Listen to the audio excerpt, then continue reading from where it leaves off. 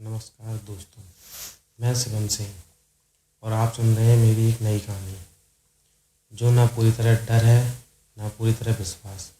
राजस्थान के पास शांत से इलाके में स्थित है एक जगह, मेहंदीपुर बालाजी। यहाँ लोग जवाब लेने आते हैं, लेकिन कुछ लोग सवाल लेकर लौटते हैं। आज की कहानी कुछ ऐसी ही है। दिल्ली की एक कॉलोनी में अंकित अपने परिवार के साथ रहता था। आईटी सेक्टर में काम करने वाला, लॉजिकल सोच रखने वाला इंसान था। उसकी छोटी बहन नेहा कॉलेज की तैयारी कर रही थी। सब कुछ सामान्य था जब तक नेहा बदलने नहीं लगी। शुरुआत छोटी थी, रात में नींद ना आना, बिना वजह चुप हो जाना और कभी कभी एक कोने में बैठकर खाली जगह को देखते रहना। माँ ने इसे पढ़ाई का तनाव समझा। पिता ने कहा समय के साथ साथ ठीक हो जाएगा। लेकिन फिर एक रात नेहा ने चीखते हुए कहा, मुझे मत देखो, वो यहीं खड़ा है। मेरे कमरे में कोई नहीं था। डॉक्टर बदले गए, काउंसलिंग हुई, रिपोर्ट्स नॉर्मल आई। नेहा खुद नहीं समझ पा रही थी उसे ऐसा क्यों लगता है।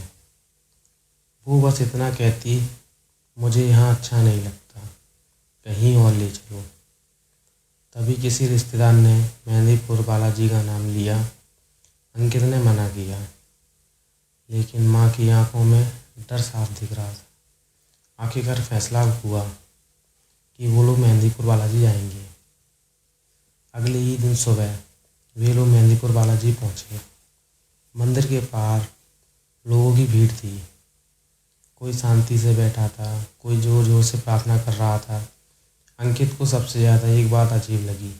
लोगों की आंखों में कुछ उम्मीद थी, कुछ की आंखों में डर था और कुछ में थकान। वहाँ पहुँचने के बाद वो लोग एक धर्मशाला में कमरा लेकर रुके। वहाँ एक बुजुर्ग था धर्मशाला में। उसने अंकित से कहा, यहाँ जो दिखे उस पर ज़्यादा ध्यान मत देना बेटा। रात हुई और फिर रात का सन्नाटा जो था वो दिल्ली जैसा नहीं था। यहाँ आवाज़ें थीं हवा की, दूर बजती घंटियों की और कभी कभी किसी के रोने की। अंकित सो गया, लेकिन अचानक उसकी नींद खुली। किसी ने धीरे से कहा, अंकित। मतलब अंकित को किसी ने आवाज़ दी। उसको ऐसा लगा। उसने आंखें खोली। कमरे में अंधेरा था। उसने मोबाइल देखा तो उस टाइम 2:17 हो रहे थे रात के। उसने नेहा को देखा। नेहा गहरी नींद में थी। अंकित ने खुद को समझाया और अंकित ने हमें ऐसा ही बताया कि उसने खुद को समझाया कि नई जगह है, ऐसा लगता है, लेकिन नींद फिर भी नहीं आई उसे। अगले दिन सुबह ही होते ही वो लोग मंदिर पहुँचे। मंदिर में अर्जी लगी, मंत्रोच्चार हो रहा था। नेहा की सांसें तेज हो गई थी। उसकी आंखों से आंसू बहने लगे। कुछ देर बाद वो शांत हो गई। फिर वहाँ पुजारी जी ने कहा, धैर्य रखिए, यहाँ सब कुछ समय से होता है। अंकित को एक अजीब सा सुकून मिला। फिर वो लोग वहाँ दूसरी रात उसी धर्मशाला में पहुँचते हैं और वहीं रुकते हैं। फिर रात में अंकित बाथरूम गया और उसने आईने की तरफ देखा तो आईना धुंधला था। उसने फिर पानी से मुंह धोया।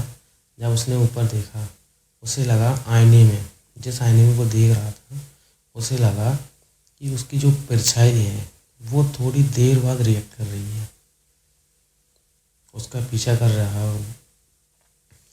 उसे फिर ऐसा लगा, उसका दिल जोर से धड़कने लगा।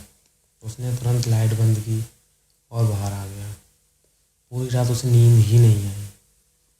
फिर वो अगली सुबह नेहा को देखते हैं। नेहा पहले से बहुत सही थी, बेहतर थी। उसकी तबीयत में काफ़ी सुधार था। वो हंस रही थी, बोल रही थी, बातें कर रही थी। फिर उन्होंने फैसला किया कि चलो अब जब सही ही हो गई है तो फिर हम लोग घर चलते हैं। फिर उसके बाद वो लोग अपने घर दिल्ली के लिए वापस आते हैं। दिल्ली में कुछ हफ्तों में ही नेहा पूरी तरह से ठीक हो जाती है, लेकिन अंकित अब भी भीड़ पसंद नहीं आ रही थी उसे। आईने में वो खुद को ज़्यादा देर नहीं देख रहा था और कभी कभी रात को उसे लगने लगता था जैसे कोई उसे देख रहा है। अंकित ने फिर हमें आखिरी में यही बताया कि अंकित आज भी कहता है। अंकित ने हमें बताया कि मेहंदीपुर बालाजी ने उसकी बहन को तो ठीक कर दिया, वहाँ उसकी बहन को राहत मिली, सब कुछ ठीक था, लेकिन उसे ऐसा लगा कि जो उसका एक अंधविश्वास सा था कि इन सब चीज़ों को नहीं मानता था वो, फिर वो सारी चीज़ें देखा तो उसको खुद को समझ में आई, एक अंदर से डर आया। और फिर हमें बताता है वो कि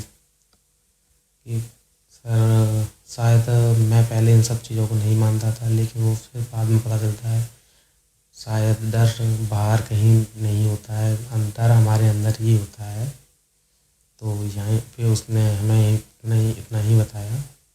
और मैं शिवम, और आपने ये कहानी सुनी हमारी यूट्यूब चैनल पर, और आपको ऐसी रियलिस्टिक स्लो हॉरर